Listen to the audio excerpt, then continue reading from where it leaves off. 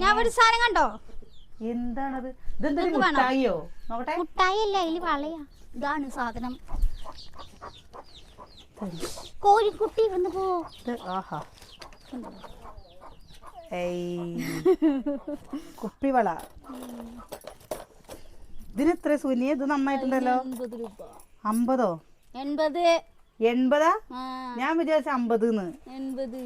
ആഹാ, നോക്കി നോക്ക്, നല്ല കളർ കേട്ടോ. കണ്ടോ?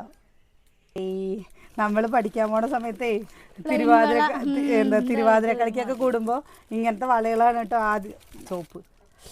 ഇതെനിക്കിഷ്ടായി. ഇത് നല്ല രസമുണ്ട് കേട്ടോ. പൊട്ടിക്കട്ടെ.